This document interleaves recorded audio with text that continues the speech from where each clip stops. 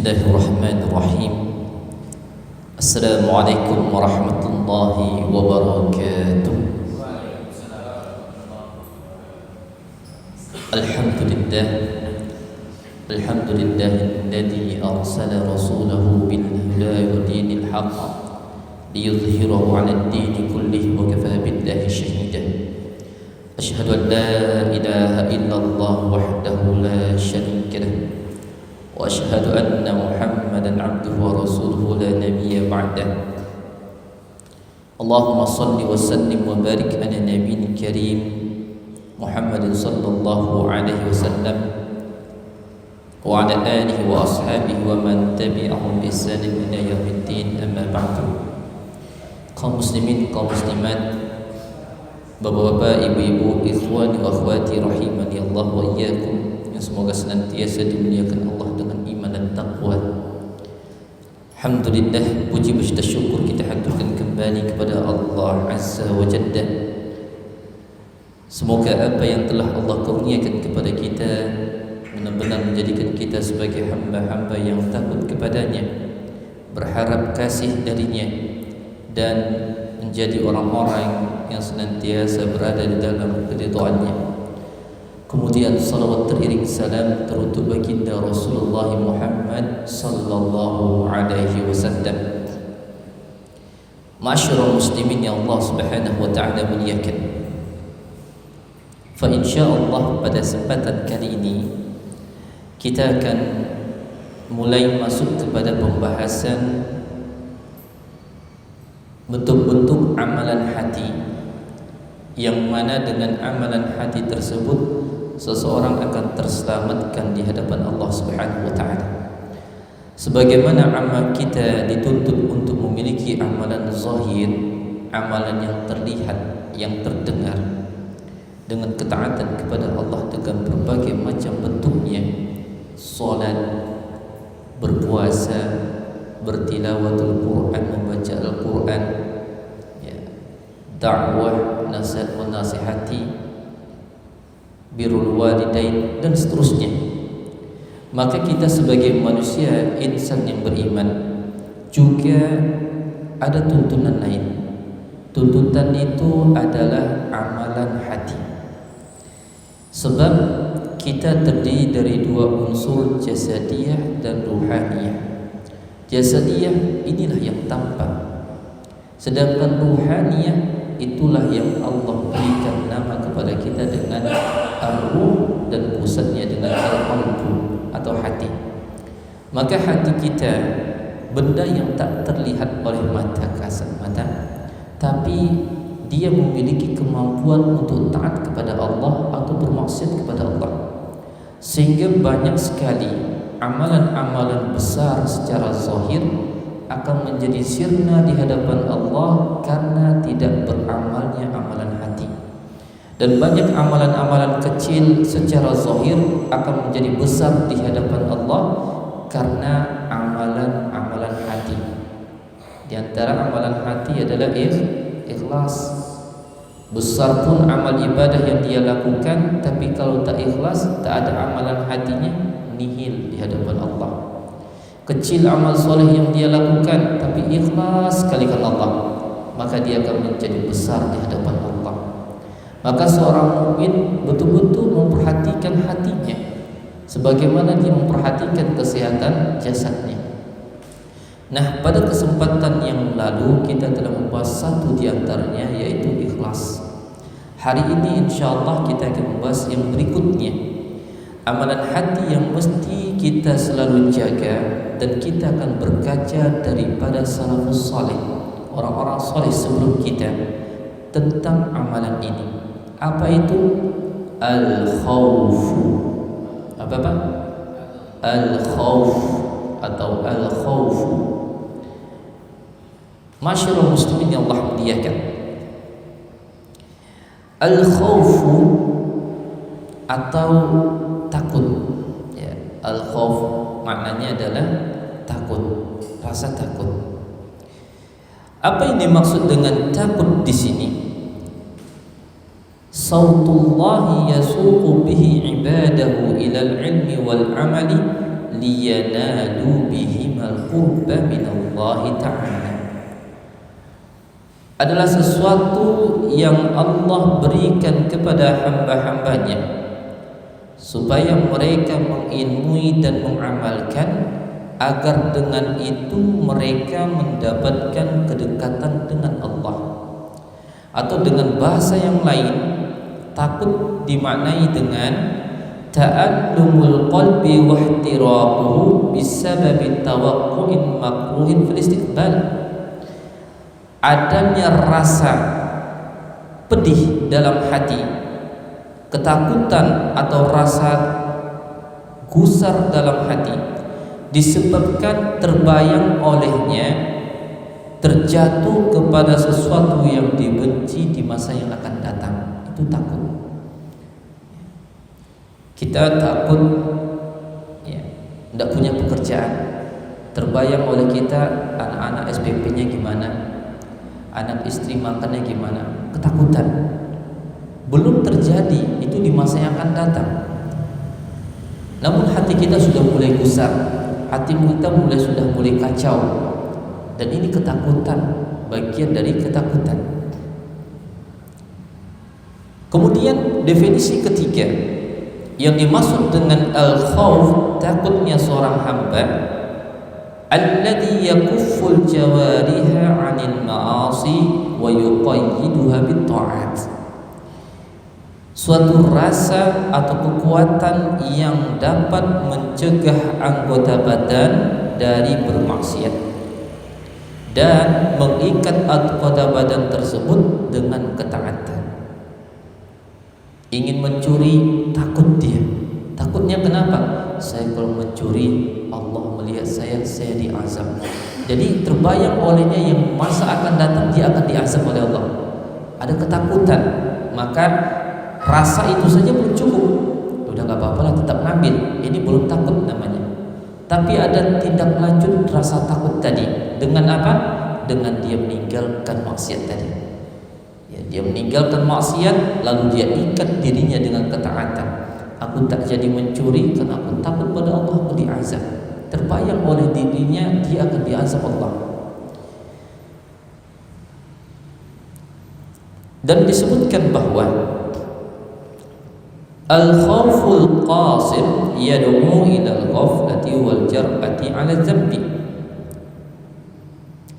Rasa takut yang sedikit, rasa takut yang berlebihan itu justru membuat orang itu lalai. Gimana ceritanya itu? Rasa takut yang berlebihan justru dia membuat dirinya lalai. Sebab apa? Sebab dia ketika memiliki rasa takut yang berlebihan, tak berani ngapa-ngapain.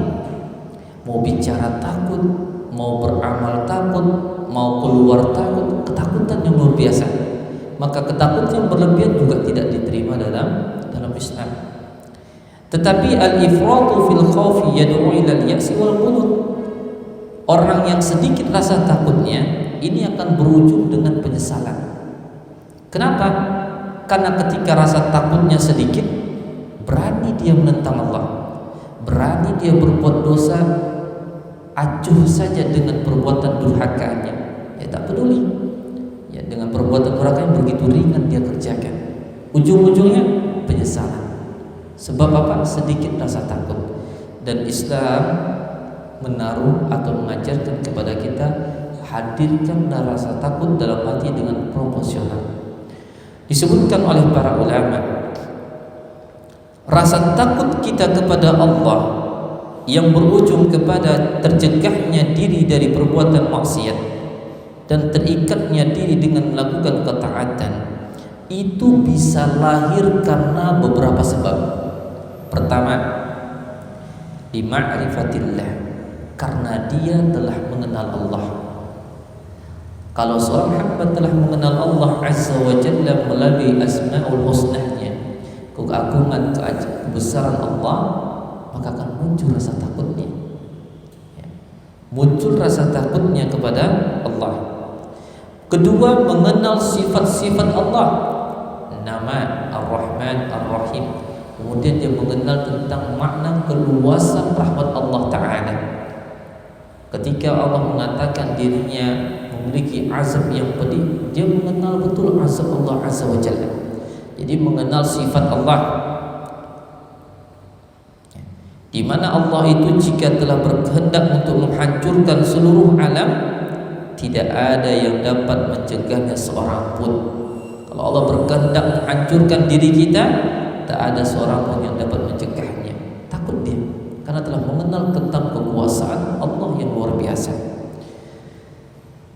Terkadang yang ketiga, rasa takut itu muncul disebabkan dia pernah melakukan perbuatan kriminal, dosa yang menghantarkannya kepada kemaksiatan yang banyak.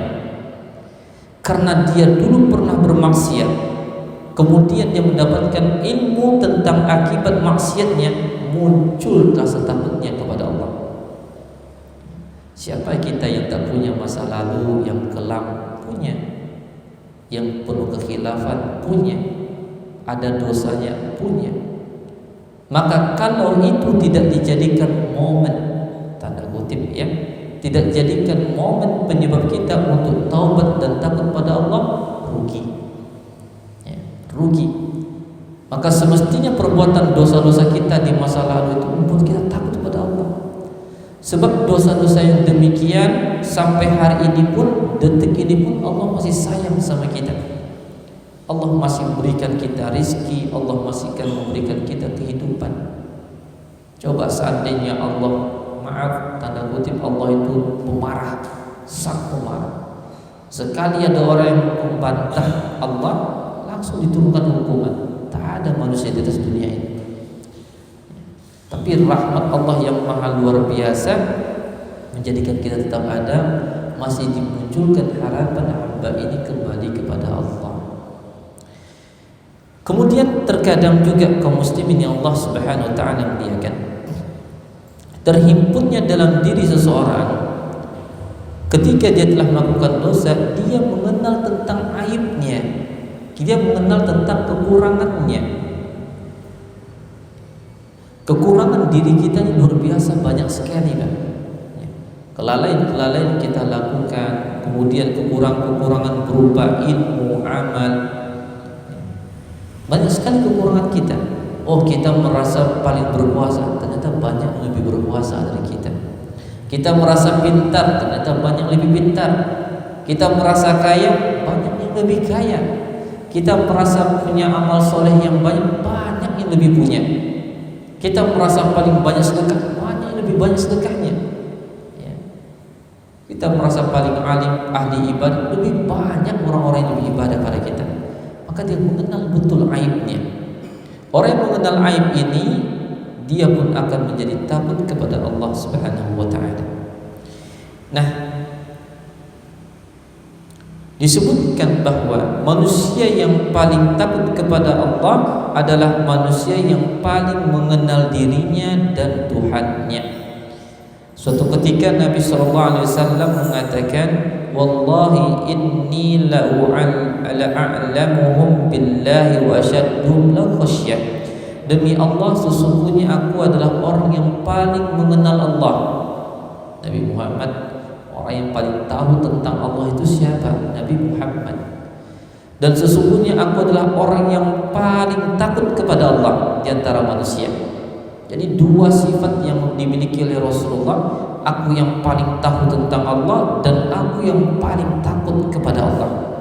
Maka ilmunya tentang Allah mengantarkan Nabi, baginda Nabi, menjadi orang yang paling takut kepada Allah. Mengenal Allah Subhanahu wa taala dengan ilmu, kemudian mengenal tentang dirinya, ternyata dia adalah hamba yang tak punya daya dan upaya, membuat dirinya menjadi takut kepada Allah ya. Jadi dalam hadis ini juga disinyalir bahwa ketika siapapun hendak mempelajari tentang Allah, maka pelajarilah apa yang telah diajarkan oleh Rasulullah sallallahu alaihi wasallam. Kumpulkan, temui kitab-kitab, baca kitab-kitab yang berkaitan dengan itu, yang terjelas-jelas di dalamnya termaktub tentang, di dalamnya hadis-hadis Nabi SAW, terutama tentang masalah akidah. Banyak para penulis yang mencoba menjelaskan tentang akidah, tapi ketika dasar daripada pembahasan akidahnya adalah bukan Rasulullah, tetapi selain itu, maka yang kita temukan bukan ihdinas shiratal mustaqim, jalan yang lurus, tapi justru jalan yang menyimpang. Ingin mendapatkan kebenaran, justru dia menjadi tidak benar. Maka kaum muslimin yang Allah muliakan, sering kita sampaikan bahwa mengkaji itu penting, mendengarkan kajian penting. Namun kita punya juga lah waktu dalam satu pekan tersebut untuk membaca kitab, untuk membaca buku. Mendengar itu penting, menghadiri majelis taklim itu penting. Tapi apa buku yang kita baca? Apa kitab yang kita miliki? Maka itu menjadi PR tersendiri. Ada di rumah rak-rak buku, lihat buku apa yang udah kita punya. Masih satu kah? Masih dua saja kah? Atau telah beberapa? Kalau sudah ada buku di rumah kita, baca. Akan berbeda rasa orang yang mendapatkan ilmu dengan membaca dan orang mendapatkan ilmu hanya dengan mendengar. Walaupun terkadang dengan mendengar ini dia mendapatkan ilmu yang lebih, sebab yang menyampaikan boleh jadi menyampaikan dari berbagai disiplin ilmu. Ilmu ini dalam penyampaian, tapi tidak akan semengena orang yang membaca. Dengan membaca, memberikan garis, memberikan tanda, tambahan, catatan, luar biasa. Ya. Maka kaum muslimin yang Allah Subhanahu Wa Taala muliakan, inilah sabda Rasulullah SAW. Aku adalah manusia yang paling tahu tentang Allah, dan aku adalah manusia yang paling takut kepada Allah. Kemudian pernah suatu ketika Imam Asy-Sya'bi ditemui oleh seseorang, lantas beliau dipanggil dengan sebutan ya alim, ya alim. Alim ini mufrad dari kata ulama, jadi jamak alim adalah ulama. Maka seolah-olah mengatakan wahai ulama, wahai ulama. Mendengar dia dipanggil dengan kata ulama, Imam Asy-Sya'bi mengatakan innamal alim man yakhshallah. Sesungguhnya ketahuilah orang yang berhak, yang pantas disebut alim, disebut ulama, kita lebih kenal dengan nama ulama, adalah orang yang takut kepada Allah. Dia disebut dengan alim ketika dia bisa takut hanya kepada Allah. Innama yakhshallaha min ibadil ulama. Sesungguhnya yang hanya bisa takut kepada Allah di antara hamba-hambanya siapa? Ulama, adalah orang yang alim. Kenapa dikatakan dia alim? Dia telah mengenal Allah. Jadi kita belajar fikih, kita belajar sirah, kita belajar hadis, itu dengan satu tujuan, mengenal Allah. Bukan sekedar ilmu saja, bukan sekedar pengetahuan saja, tapi mengenal Allah. Apa yang bisa menjadikan kita bertambah imannya? Kalau satu disiplin ilmu kita kuasai tapi tak membuat kita bertambah iman dan amal, itu belum berkah ilmunya. Tapi kalau ilmu yang berkah tersebut yang an-nafi', sebagaimana kita disuruh minta setiap pagi, Allahumma inni as'aluka ilman nafi'an, ya Allah berikan kepadaku ilmu yang bermanfaat. Mana yang bermanfaat? Ilmu yang dapat mendatangkan ketakwaan kepada Allah, itu ilmu. Dan ya, ketika seorang mempelajari tentang dinul Islam, agama Islam dengan segala sumbernya, Al-Quran, hadis dan perkataan para ulama, tak menambahkan dirinya takut pada Allah. Dia belajar dan dia juga mengajarkan, ya. Tapi dalam waktu yang tidak berjauhan, gampang saja dia buat dosa, sepele saja buat dosa gitu.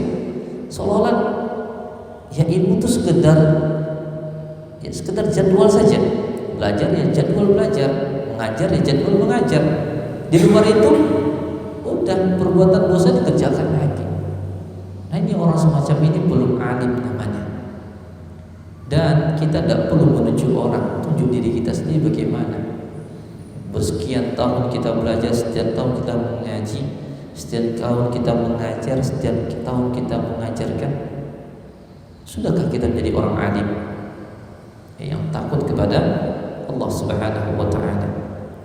Nah, masyaallah muslimin yang Allah muliakan, ini perkataan mengena sekali Imam Asy-Syafi'i. Jadi ada beliau dengan mengatakan demikian, wahai fulan, ketahuilah yang disebut dengan alim itu adalah orang yang takut kepada Allah. Masyaallah muslimin yang Allah muliakan. Sekarang kita akan membicarakan tentang al-khaif, orang yang takut. Maka bukanlah orang yang takut tersebut orang yang laisa man yabki wa yamsah ainai bal man yatruku ma yakhafu ay yu'aqaba alayh. Bukanlah orang yang takut itu orang yang menangis, bukan orang yang memunculkan air mata, bukan. Tengok anak kecil nangis, apakah nangis karena takut? Enggak. Tidak semua yang menangis itu takut. Jadi ketakutan itu bukan disimbolkan dengan menangis. Tetapi yang dimaksud dengan orang yang takut adalah orang yang mau dan mampu meninggalkan sesuatu yang dia takuti karena akan dihukum olehnya. Dia meninggalkan sesuatu yang dia takuti karena takut dihukum. Ini baru disebut dengan al-khaif, orang yang benar-benar takut. Mau menggibah, contoh dosa yang sehari-hari menggibah, dia takut, tapi takutnya sendiri belum berfungsi sampai dia betul-betul meninggalkan. Saya takut dosa, maka nggak jadi gibah dia. Nah, ini baru disebut al-khaif, orang yang takut. Mau berbohong, ingat dia, ini kalau saya bohong saya akan dihukum karena bohong saya. Kalau baru perasaan situ tapi tetap saja bohong, ini gak takut namanya, belum dikatakan khaif. Kapan dia dikatakan khaif? Ada rasa takut dalam hatinya atas dia tinggalkan bohongnya, baru terbukti dia disebut dengan khaif. Ya. Jadi khauf, rasa takut itu bukan di hati saja, tapi implementasinya apa? Tinggalkan yang ditakuti itu. Ada seseorang yang berkata kepada Zunnun al-Misri, beliau seorang ulama, dikatakan kepada beliau, mata yakunul abdu khaifan, wahai syekh, kapankah orang itu layak dikatakan takut kepada Allah? Kapan orang itu dikatakan layak takut kepada Allah? Apa beliau katakan? Idza nazzala nafsahu manzilatas saqim alladhi yahtami makhafata tul as-saqam. Orang itu baru dapat dikatakan benar-benar takut kepada Allah ketika dia mampu mendudukkan atau memposisikan dirinya pada posisi orang yang sakit dan dia tahu bahwa sakitnya itu akan menjadi sakit menahun sepanjang hidup. Ya. Dia mampu posisikan diri sebagai orang yang sakit dan dia tahu kalau sakitnya itu akan menjadi sakit yang menahun. Sehingga orang yang demikian, kata beliau, disebut dengan orang yang takut.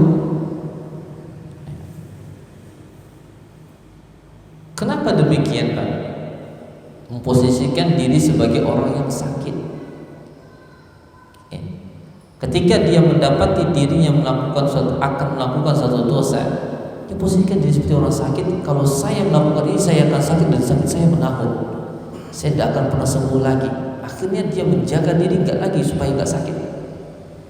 Saya kalau melakukan satu dosa ini akibatnya bisa panjang urusannya, maka dia tinggalkan. Baru dikatakan dia betul-betul takut. Ya. Tapi kalau sekedar takut sebentar, tapi tetap dikerjakan, ini belum takut. Contoh, kita tahu ini makanan beracun. Pak, makan ini Pak. Kita tahu beracun. Kalau dimakan 99% mati orang itu. Siapa yang makan racun ini? Kira-kira kita makan gak Pak? Ada yang berani makan? Gak ada yang berani makan, gak ada yang berani itu takut namanya. Maka beliau katakan orang itu layak dikatakan takut kepada Allah ketika dia memposisikan diri seperti orang yang akan sakit. Kalau dia mau makan sesuatu, mau minum sesuatu, dia akan sakit dan dia tahu sakit itu akan menjadi sakit yang menakut, ya berkepanjangan.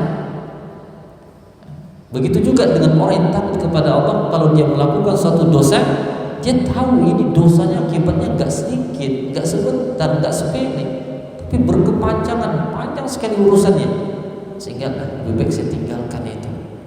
Ini baru dikatakan dia takut kepada Allah. Abul Qasim Al-Hakim beliau pernah mengatakan, man khafa syai'an haruba minhu wa man khafa Allah haruba ilaih. Biasanya orang yang takut kepada sesuatu dia akan menjauh. Benar ya Pak? Takut ular dekat atau jauh? Jauh. Tapi kalau orang yang takut kepada Allah, maknanya dia mendekat, bukan malah menjauh. Saya takut pada Allah, akhirnya dia jauh dari Allah. Dah. Karena dia takut kepada Allah, maka dia mendekat kepada Allah. Itu bedanya khauf min Allah dan khauf min ghairillah. Takut kepada Allah dan takut kepada selain Allah. Kalau ke selain Allah dia takut, dia lari, menjauh. Tapi kalau takut kepada Allah, dekatlah kepadanya. Baru dikatakan Anda benar takut kepada Allah. Al-Fudail bin Iyad beliau pernah berkata, apabila ada yang berkata kepada, kalau ada yang bertanya, ini saya lontarkan langsung pertanyaan yang pernah ditanyakan, ya, atau pertanyaan yang pernah disampaikan oleh Fudail bin Iyad. Saya tanyakan, Pak, apakah bapak-bapak takut pada Allah? Bapak-bapak takut pada Allah? Jawaban? Takut. Ya. Apa kata Fudail bin Iyad? Kalau ada yang bertanya kepada Anda, apakah Anda takut kepada Allah? Apa kata beliau? Faskut, diam. Maka jawabannya tadi diam. Kenapa? Fa innaka in qulta na'am kadzabta. Karena kalau engkau mengatakan iya saya takut, engkau bohong. Karena selama ini kita justru banyak melanggar rasa takut itu sendiri. Wa in qulta la kafarta. Tapi kalau engkau mengatakan saya enggak takut, berarti Anda kafir. Kok bisa enggak takut kepada Allah? Ya. Jadi diam. Maknanya di sini bukan berarti kita abu-abu. Saya takut atau enggak? Tapi maksudnya di sini, ayo belajar lagi untuk memahami makna takut dan jadikan diri kita berlatih untuk lebih takut pada Allah. Jadi kalau ada manusia ditanyakan, Anda takut pada Allah? Iya, saya takut. Realnya enggak. Omongannya iya takut, tapi real kesehariannya enggak. Dosa tetap dikerjain, ketaatan tetap ditinggalkan. Nah, mana rasa takutnya? Berarti bohong. Tapi kalau dia bilang enggak, saya enggak takut sama, oh ini kafir ini. Gimana ceritanya dia ngaku iman pada Allah tapi enggak takut pada Allah? Ya, kufur. Masyaallah muslimin yang Allah muliakan. Al-khawfu yuhriku syahawatil muharramah wa tusirul ma'asi al-mahbubah indahu makruhatan. Rasa takut yang benar itu akan membakar syahwat yang diharamkan. Artinya dia akan menurunkan tingkat syahwatnya. Dia bisa tekan keinginan syahwatnya. Itu rasa takut. Kenapa dia bisa menghindari dosa yang besar itu? Karena takutnya tadi. Dia bisa tekan syahwatnya untuk melanggar larangan Allah. Sehingga di matanya maksiat yang tadinya dia cintai berubah menjadi sesuatu yang paling dia benci. Ya. Itu fungsi rasa takut. Jadi kalau rasa takut itu sudah benar, maksiat yang tadinya dia suka kerjakan, karena rasa takut dia menjadikan maksiat itu sesuatu yang paling dia benci. Tadinya dia minum khamar, paling suka minum khamar. Kalau nggak minum khamar pusing kepalanya. Kalau nggak minum khamar, ya problem-problem kerjanya nggak bisa diselesaikan. Akhirnya dia jadi kebutuhan kepada khamar. Tapi begitu ada rasa takutnya kepada Allah tadi muncul, takwanya muncul, ini sesuatu ini menjadi sesuatu yang paling dia benci. Gitu. Sebagaimana yasirul aslu makruhan inda man yashtahihi idza arafa anna fi summan. Pak, di sini ada yang enggak suka madu, Pak? Ada yang enggak suka madu? Suka madu semua? Ya. Madu atau di madu beda, Pak ya? Kita madu asli maksud saya, bukan madu yang itu ya. Madu. Kita semua suka madu kan? Pertanyaan saya, apakah kita masih suka madu kalau kita tahu di dalam madu itu ada racunnya, Pak? Ini ada segelas madu. Kalau mungkin yang madu kualitas paling tertinggi, harga mungkin segelasnya 1 juta. Suka kan? Suka. Tapi sekarang kita tahu ini bahwa dalam madu ini ada racun. Dikasih gratis, mau nggak diminum? Ini gratis ini, tapi minum sampai habis, mau nggak? Tidak mau. Kenapa? Karena kita tahu itu ada racun. Begitu juga dengan maksiat. Ini maksiat enak, manis, wah lezat. Ini maksiat happy kitanya, hilang gundah gulananya, tapi maksiat. Tapi kita tahu ternyata di balik kesenangan maksiat itu racun kan, membunuh kita, menghancurkan kita, Allah akan mengazab kita. Maka sebagaimana kita tahu dalam madu itu ada racun, kita akan tinggalkan. Begitu juga dengan maksiat yang kita tahu di balik maksiat itu ada hukuman, kita akan tinggalkan. Itu baru namanya orang yang takut. Jadi kata yang digarisbawahi itu adalah meninggalkannya, bukan rasa saja. Kalau rasa saja dalam hati, semua orang bisa. Saya itu takut, sebenarnya saya sudah takut sih, tapi saya susah ninggalinnya. Ini nggak takut namanya. Kata sebenarnya ini yang masalahnya. Kalau takut ya takut, tinggalkan. Sebenarnya saya itu nggak berani, cuman ya gimana ya? Udah selesai. Itu belum rasa takut namanya. Takut itu ya saya takut, saya tinggalkan. Itu namanya baru takut. Saya tahu ini madu ini saya suka, manis, sangat diincar, tapi saya tahu dalamnya ada racun, maka saya tinggalkan, gak berani saya. Begitu juga dengan kemaksiatan.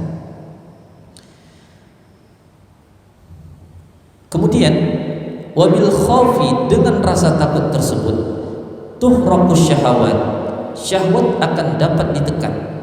Wa tata'addabul jawari, anggota badan dapat menjadi lebih beradab.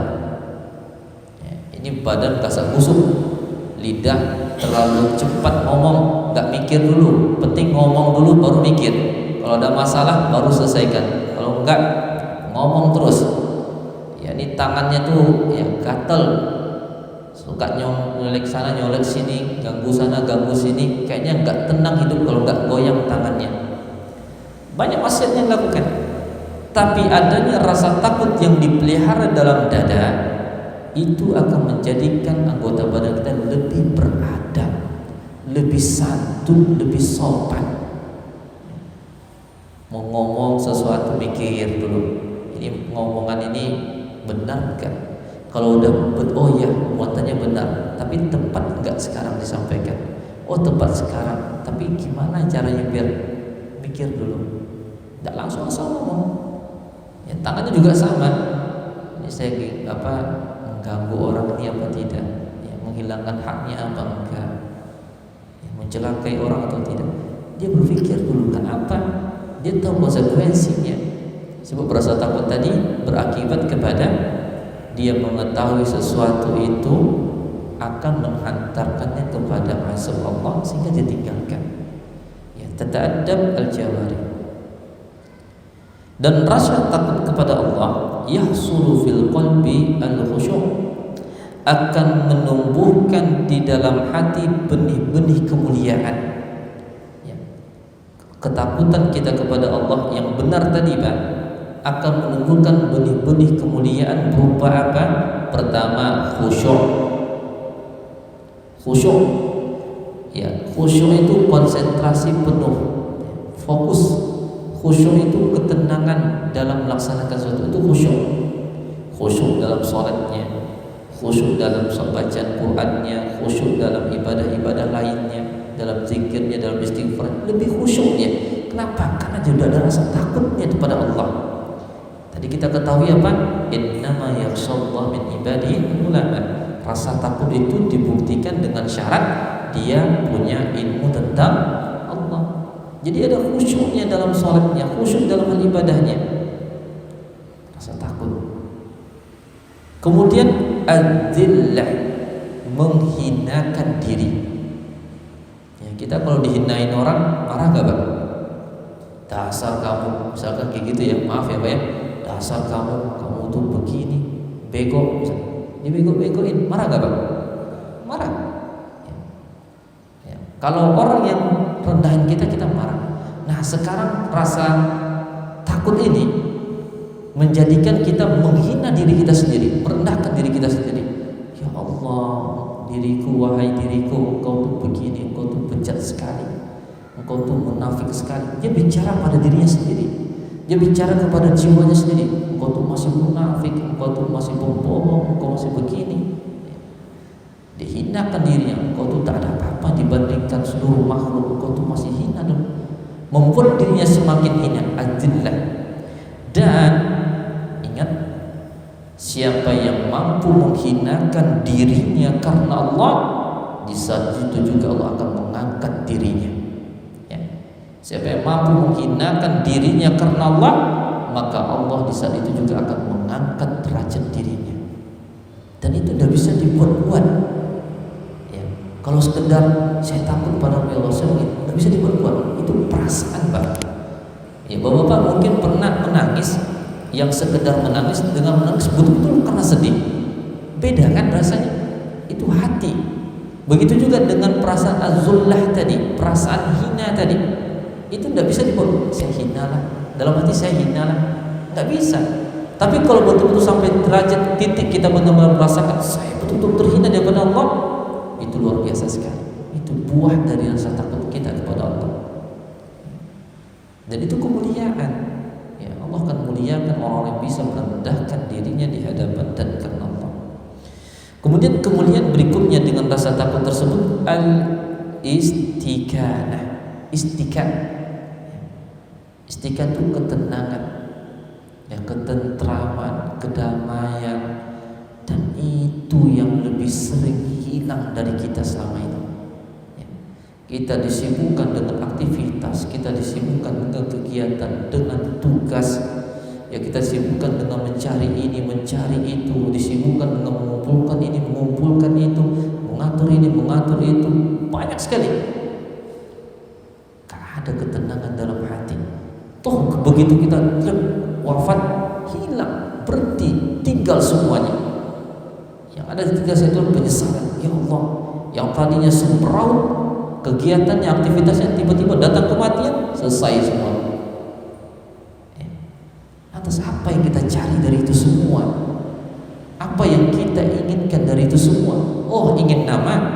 Berapa lama sih nama itu kita dapat? Dari berapa lisan sih kita dapat nama? Ketenaran, berapa sih ketenaran kita miliki? Uang, berapa sih banyaknya? Ya. Banyak orang lebih mendapatkan lebih halal, ya, dengan cara yang lain lebih banyak dari itu. Apalagi yang kita inginkan? Kekuasaan, pengakuan, semua hilang. Belum wafat kita pun dia akan hilang. Coba bayangkan umur berapa sekarang kita? Ada yang 40, ada yang 30 tahun. Coba bayangkan kapan terakhir kali kita mendapatkan pujian? Oh, saya pernah dipuji 10 tahun yang lalu. Sekarang 10 tahun mana pujian itu Pak? Hilang. Hilang. Oh, saya pernah melakukan ini, melakukan itu, memberikan jasa, hilang.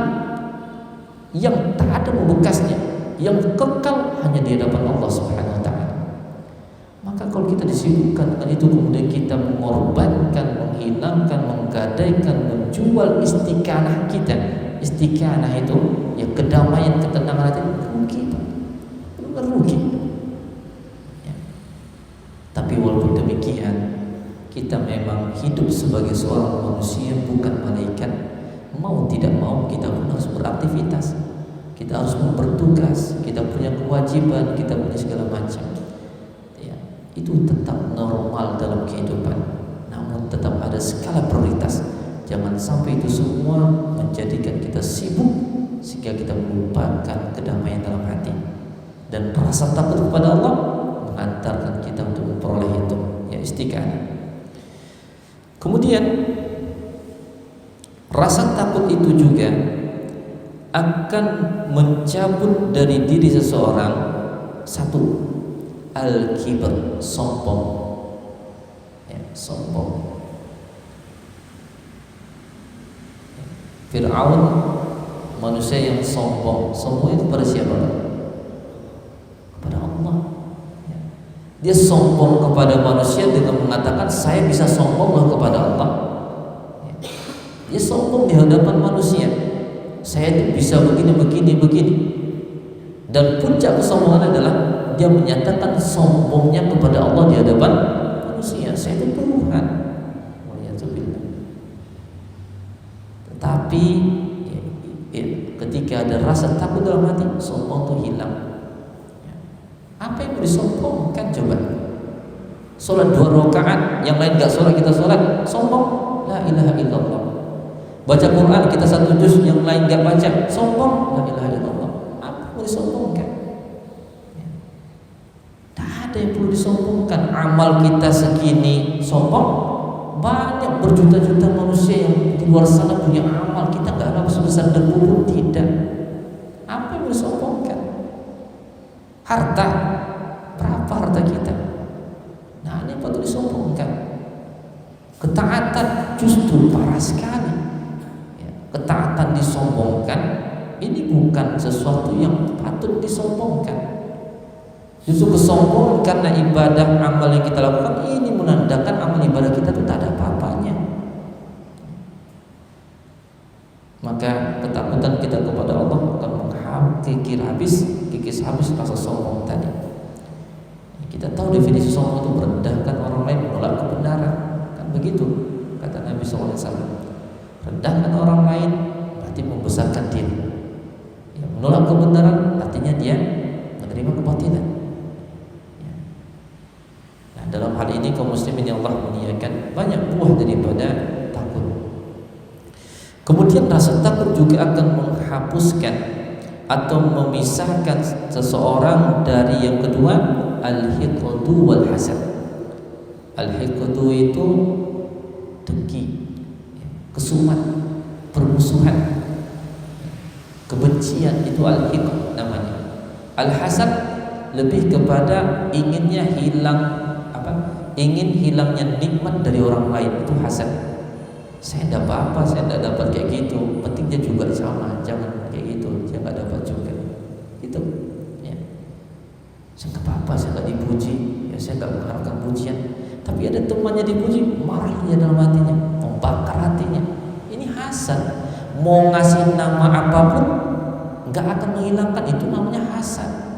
Saya nggak butuh pujian, saya melakukan ini segala karena Allah misalkan pengakuannya. Tapi dia mendapati si fulan dipuji, membakar hati, membara hati. Kenapa enggak saya? Oh dia. Maka apapun itu hakikatnya hasad. Hikit kebencian juga sama. Waliyahzubillah. Maka sombong, hikdu dan hasad itu merupakan penyakit yang dahsyat sekali. Ibarat kata kalau bicara penyakit Pak, ini udah kanker stadium 4 mungkin ya. Udah stadium tinggi, yang nunggu kehancuran saja lagi. Apalagi kalau orang membiarkan, luar biasa. Kita kalau sakit tertentu kita biarkan beranjak penyakitnya, levelnya. Tadi rendah, menengah, akut udah, tinggal nunggu masa aja. Maka kalau kita dapati sekali 2 kali ada penyakit semacam ini, cepat hilangkan Pak. Caranya gimana? Ke depan begitu muncul dia langsung istighfar, muncul dia langsung melawan. Sombong apa yang disombongkan?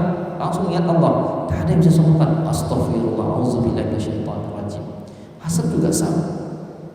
Apa sih yang mau kita? Gitu kan. Kaum muslimin yang Allah Subhanahu wa taala muliakan,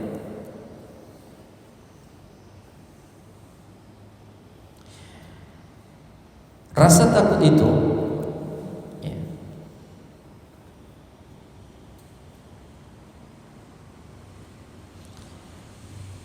la yakunu lahu syukrun illa al-muraqabah wal muhasabah wal mujahadah. Rasa takut itu akan membuat pemiliknya menjadi orang yang hanya disibukkan dengan satu, merasa selalu diawasi Allah, ya, merasa selalu diawasi Allah, muraqabatullah, Allah mengawasi, CCTV, ya. Orang kalau di depan kamera biasanya lebih sadar, ya. Wah, jangankan yang perbuatan atau bentuk yang tak baik gitu ya, mungkin garuk-garuk hidung aja gitu, congkel-congkel hidung, maaf, karena depan kamera ragu dia untuk melakukan, karena sadar. Maka muraqabah, selalu merasa diawasi oleh Allah, dimonitor selalu oleh Allah, ini membuat kita menjadi lebih sadar. Kita jatuh kepada kelalaian rata-rata disebabkan kita kurang muraqabah, kurang merasa diawasi Allah, ya. Jadi seolah-olah ketika kita akan melakukan satu dosa, hati kita bilang, jangan kau buat, itu dosa. Gak apa-apa lah, sesekali umpama muraqabahnya aja nggak muncul. Kemudian hati kita bilang, udah cepat itu perbuatan baik, ambil, kerjakan, udah nanti aja lah, banyak kok yang amalan sunnah lain. Itu muraqabahnya nggak ada. Maka ini perlu kita latih, Pak. Ini perlu kita bimbing diri kita untuk mendapatkan ini. Dan itu dimudahkan ketika orang itu punya kata khauf tadi dalam hati. Rasa takut dia akan dihukum oleh Allah ketika melakukan sesuatu sehingga dia tidak bermaksiat dan dia paksakan diri untuk taat.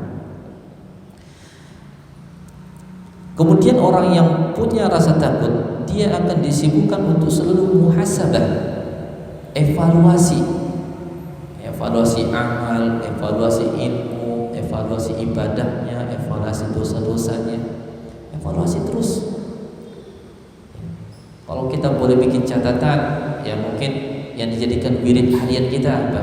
Amal ibadah harian kita apa? Sholat berjamaah, kemudian apa? Baca Quran, ya sedekahnya, sholat duha, sholat tahajud. Kasih catatan, Pak. Bikin list.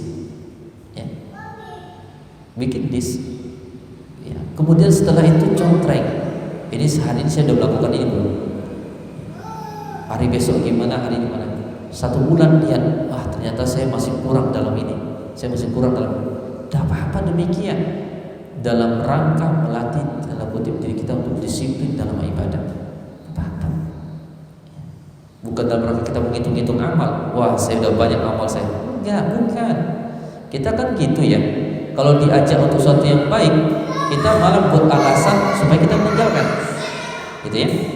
Kalau kita diajak yang baik, biasanya kita akan bikin alasan supaya kita meninggalkan.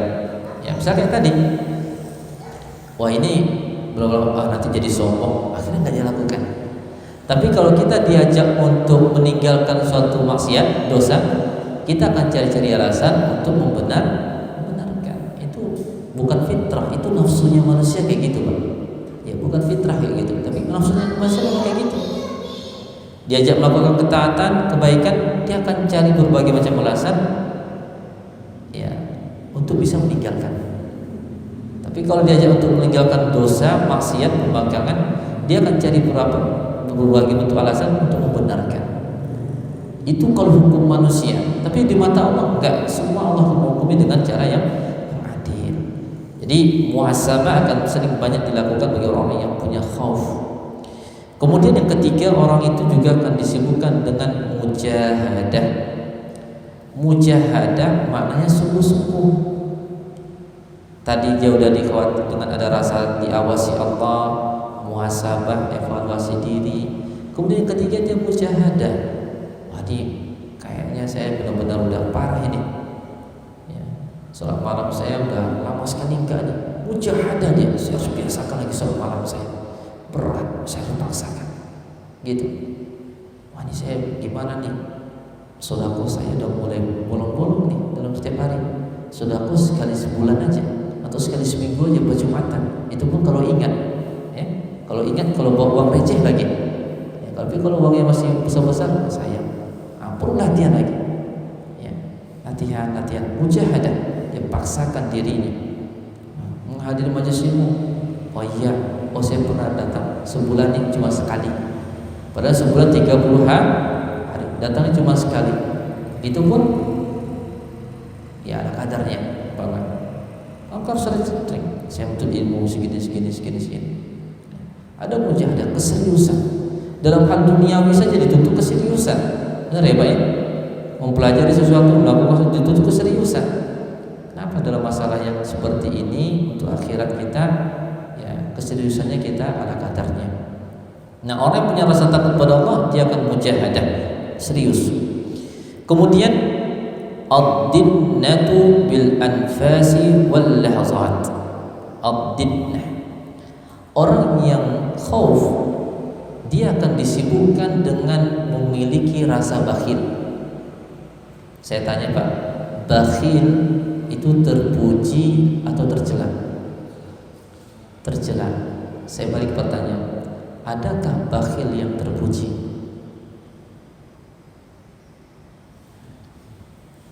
Bakhil tercela. Pertanyaannya, adakah bakhil yang terpuji Pak? Ada? Bakhil apa yang terpuji?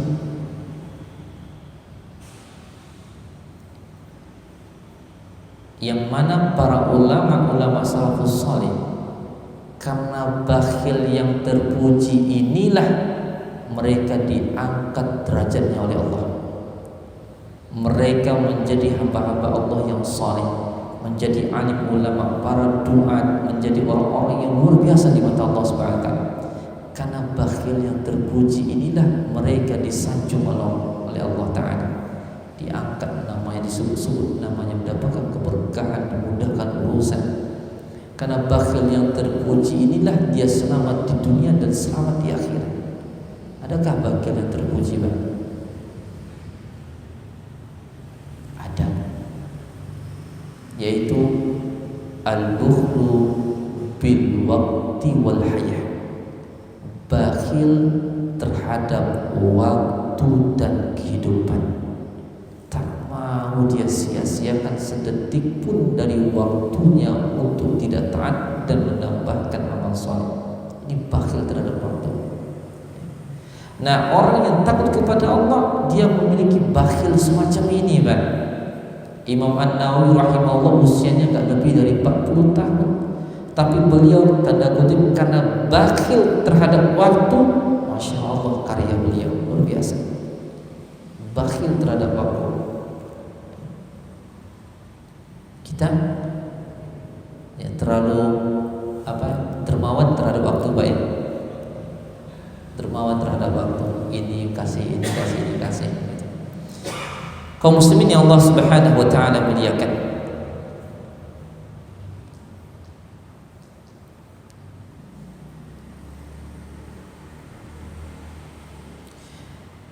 Orang-orang yang takut kepada Allah Subhanahu wa taala, dia akan mendidik jiwanya ketika terlanjur melakukan kesalahan. Ini kita kan udah berusaha nih dengan tadi muraqabah, mujahadah, muhasabah, kemudian menghilangkan rasa dengki, sombong, apalagi tadi ya hasad, mengharapkan ada rasa khusyuk, merasa menghinakan diri hadapan Allah, kedamaian. Itu telah kita usahakan. Tapi yang namanya manusia terkadang juga tergelincir, akhirnya jatuh juga lah dia kepada kemaksiatan. Nah, orang yang takut kepada Allah, dia akan menghukum jiwanya, mendidik jiwanya supaya tidak terulang lagi. Gimana cara dia mendidik jiwanya atau menghukum jiwanya? Yaitu dengan melakukan suatu amal-amal soleh yang lain, ya, satu amal-amal soleh yang lain. Jadi Pak, ini bagian dari pendidikan juga. Bapak kalau punya anak kesalahan, itu jangan cepat langsung saya hukum kamu dengan hukuman fisik. Enggak. Hukum dia, misalkan hukum ngaji, hukum kamu sholat harus Bapak lihatin kamu sholat kayak gini. Jadi hukum. Jadi bahasanya bukan Bapak hukum kamu dengan sholat, tidak. Tapi didik dia dengan, misalkan ini anak udah balik atau mendekati balik tapi gak sholat, gitu ya.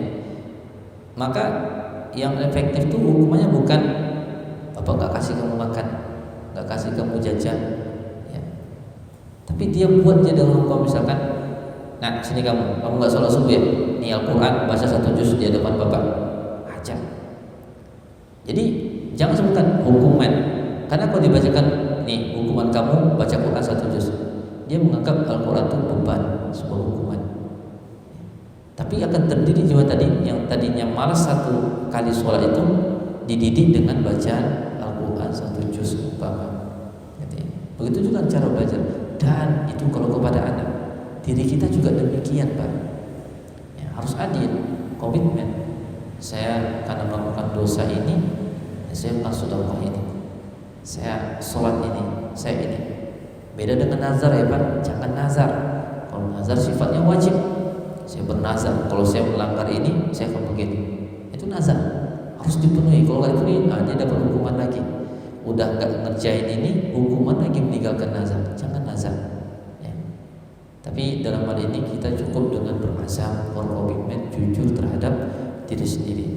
Nah, orang-orang yang takut kepada Allah Subhanahu wa taala, dia biasanya akan mendidik jiwa-jiwanya dengan tanda kutip hukuman-hukuman tadi yang mendidik. Dan ini sebagian daripada hal ihwal atau keadaan orang-orang yang dia itu takut kepada Allah. Nah, kaum muslimin yang Allah muliakan, Allah Subhanahu wa taala menghimpun kata takut dengan kata hidayah, rahmat, ilmu dan ridwan. Itu ridha. Di mana Allah mengatakan dalam surah Al-A'raf 154, hudan wa rahmatan lilladzina hum li rabbihim yarhabun. Sebagai mendapatkan hidayah, kasih sayang bagi orang yang mereka kepada Tuhannya takut. Jadi kata takut tadi, ya, orang yang takut kepada Allah dia memperoleh apa dalam ayat ini? Hudan, hidayah, petunjuk. Dan kita tahu hidayah itu 2 ya. Hidayah apa? Pertama, hidayatul irsyad, ilmu. Artinya orang yang takut kepada Allah, Allah akan karuniakan dia ilmu. Kemudian hidayatul taufik, amal. Maka orang yang takut kepada Allah akan berikan hidayah kepadanya untuk mudah beramal dan mau beramal. Rasa takut tadi. Wa rahmatan, dan rahmat Allah, cinta Allah, kasih Allah. Cinta Allah kepada orang beriman dengan cara Allah akan jaga dia dari maksiat. Orang yang takut kepada Allah, dia akan mendapatkan cinta dan kasih Allah berupa penjagaan, dia tidak mau bermaksiat walaupun dia mampu. Yusuf contohnya, Nabi Yusuf alaihissalam adalah orang yang mampu bermaksiat kepada Allah ketika diajak untuk berhubungan itu oleh istri sang raja. Mampu secara fisik, mampu secara manusia normal, tapi Allah palingkan kemampuan yang menjadi tidak mau. Ini orang apa? Orang yang takut kepada Allah, Allah akan berikan penjagaan demikian. Jadi hudan wa rahmatan lil ladzina hum li rabbihim yarhabun. Bagi orang yang takut kepada Tuhannya, dia memperoleh hidayah, ilmu dan amal, dan dia memperoleh rahmah, penjagaan dari Allah. Jadi berlatihlah kita untuk memiliki rasa khauf.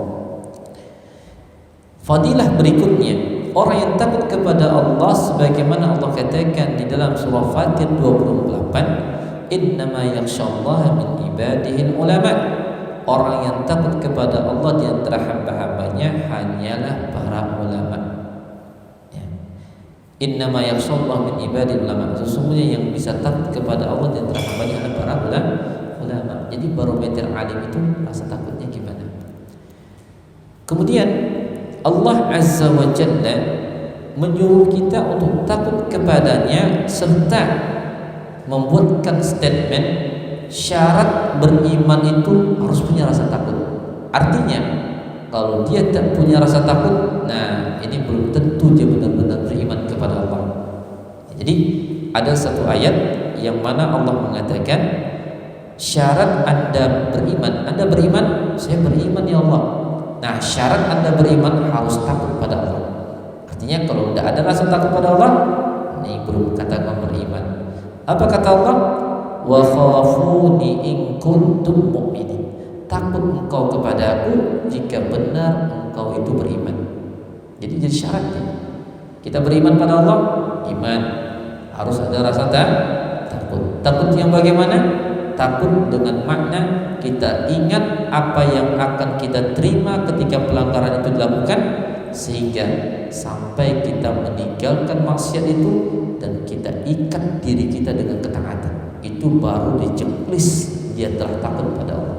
Tapi kalau belum sampai kepada dia meninggalkan itu dan mengganti dengan ketaatan, itu belum takut namanya. Baru merasa takut, mengaku takut, tapi belum takut yang hakiki. Kaum muslimin yang Allah Subhanahu wa taala muliakan. Terakhir kita akan sampaikan ya.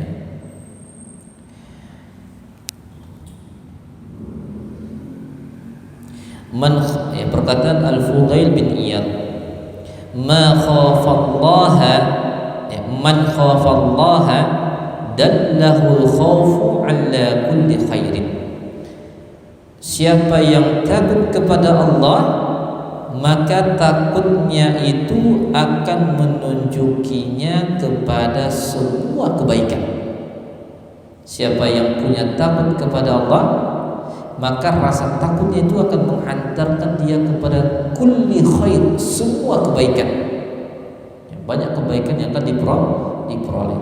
Maka ayat yang sedang kita dengar, fa amma man khafa maqama rabbih wa nahan nafsa 'anil hawa fa innal jannata hiyal ma'wa.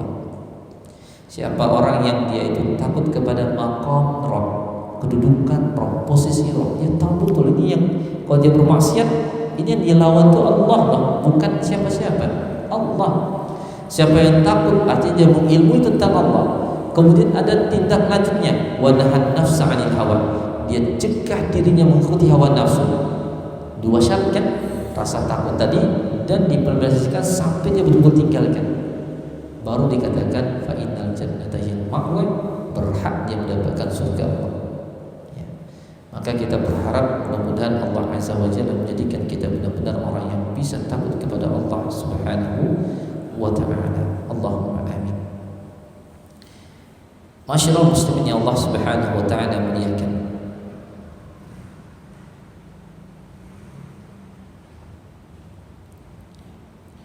Kita akan tutup kajian ini dengan satu hadis Nabi SAW. Hadis ini dengan derajat hasan sahih, diriwayatkan oleh Imam Tirmizi dalam kitab Fadailul Jihad, yang utama jihad. Beliau SAW bersabda, la yalijun nar ahadun baka min khasyatillahi ta'ala hatta ya'uda al-labadu fid dar'i.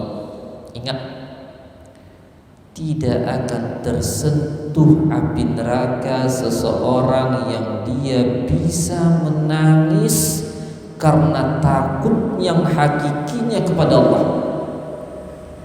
Tidak akan pernah dia disentuh oleh api neraka ketika dia mampu menangis karena dia bisa takut kepada Allah. Ya. Beliau menggambarkan hatta ya'udal labadu fid dar'i, sebagaimana tidak mungkin setetes susu kembali lagi ke tempat keluarnya. Tak bisa. Susu yang telah keluar, ya, itu tidak bisa kembali lagi. Seperti itu jugalah orang yang bisa menangis karena takut kepada Allah tidak akan tersentuh. Jadi mustahil dia akan tersentuh oleh api nerakanya Allah. Mudah-mudahan Allah Azza wa Jalla benar-benar menjadikan kita ini orang yang muwahhid, mentauhidkan Allah secara lahir dan batin, dan menjadi orang-orang yang tidak syirik kepada Allah lahir dan batin juga. Allahumma amin. Baik Bapak Ibu yang Allah muliakan, demikian yang dapat kita sampaikan pada kesempatan malam yang berbahagia ini dengan satu tema al-khauf, takut kepada Allah Subhanahu wa taala. Mudah-mudahan apa yang kita sampaikan ini ada manfaat yang dapat kita petik, menambahkan keimanan takwa kita kepada Allah dan meningkatkan kualitas serta kuantitas amal saleh kita kepada Allah Azza wa Jalla. Aku qouli hadza, terima kasih atas perhatian diberi. Wassalamualaikum warahmatullahi wabarakatuh.